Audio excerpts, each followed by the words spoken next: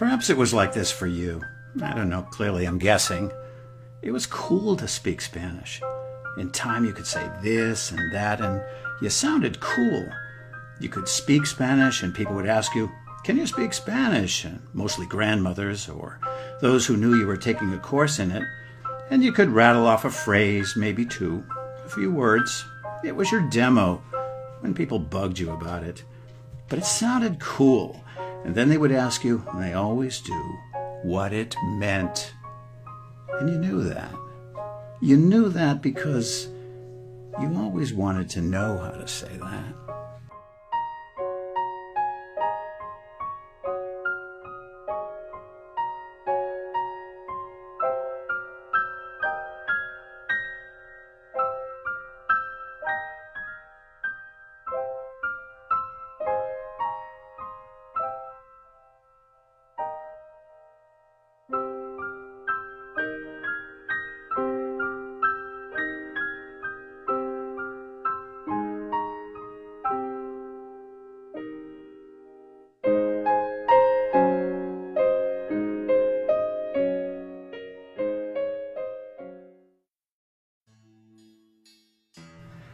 Before I ever left the United States, I was like that guy, only listening to as much as I had to, so I could find my opening to speak.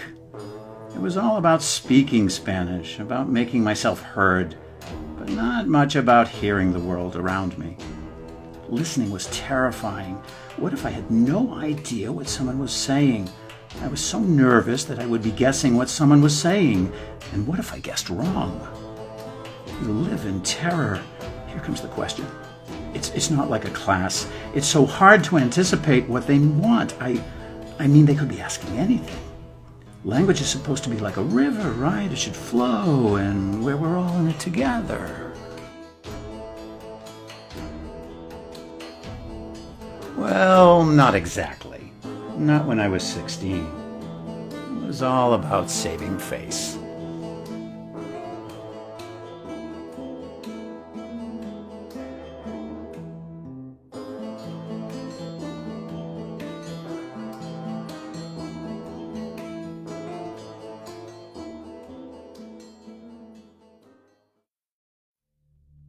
But what if we could allow ourselves to just listen? En vacaciones en la Universidad de Costa Rica. Without the expectation of a reply.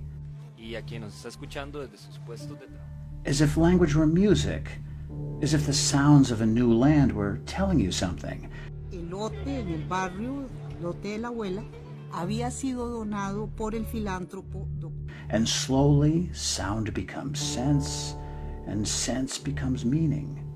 And meaning would make you the guy who was asking all the questions. To yourself. Dos hermanos y cuatro mujeres, criadas por tres mujeres luchadoras. Because there are no subtitles in this new world, a world where English has no power, where other forces reveal truth. And one of those truths is that you have found a new literacy for life on planet Earth. Buenos días, Pablo. Muy buenos días a todos y todas los y las compas que pues hoy martes nos acompañan. Hoy algo. It's a bittersweet truth because not everyone sees language that way.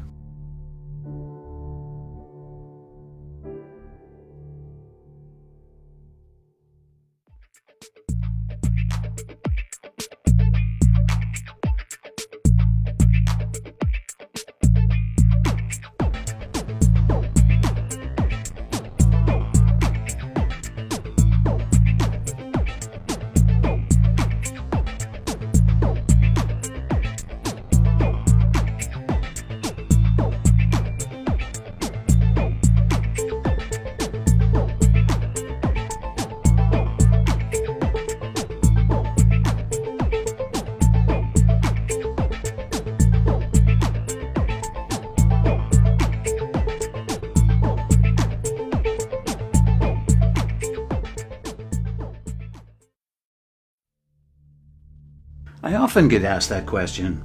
Why Spanish? Look at your name. Look at you. You're hardly Latino. Your family background is in England, Scotland, Nova Scotia, on both sides. You grew up in a middle-class neighborhood in Massachusetts, and you went to a prep school in New Hampshire. You got credits, it's got you into college. Why Spanish? You don't need it.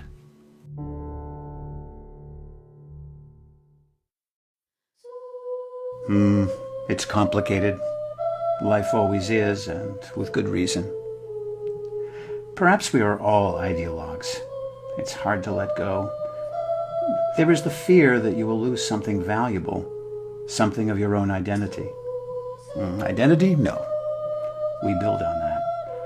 But letting go of other things? Well, learning Spanish helped me to suspend my own point of view, to see others more clearly. Looking back, it was reflected in the music I chose, the preference for a minor key, the love of the mystical that pushed my thinking.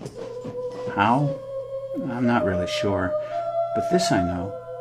Staring at water, seeing how it moves, the sounds that it makes, always has triggered a need to somehow move on. Strange. How Spanish would play into that would not be remotely understood until I left the country. I was 16. First, Mexico, and then longer in Spain, Peru, almost all of Central America. All of this became a counterweight to my New England life. In time, it brought balance, which really, after all, is meaning.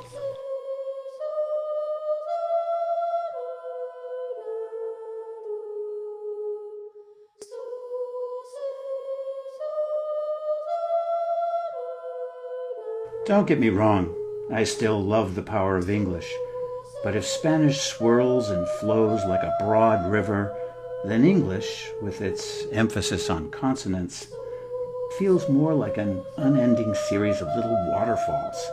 It's bumpy. It breaks up flow to make a point. In Spanish, the flow is the point. Y poco a poco, paso a paso, se cambia tu mundo. Se transforma en algo sin haberlo detectado. Te encuentras escuchando la vida a tu alrededor tal como es, auténtica, de alteraciones. A fin de cuentas, estás en casa, en la casa de otros.